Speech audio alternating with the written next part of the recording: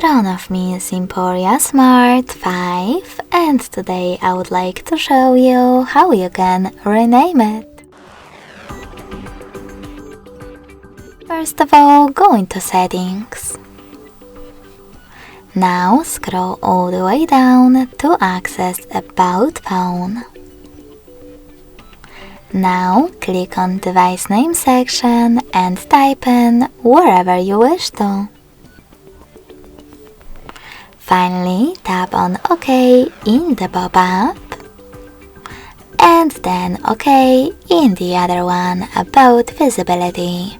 So when I click on it, as you can see, name of my smartphone has changed. Thanks so much for watching. If you enjoyed this video, smash that like button, comment and subscribe. Bye!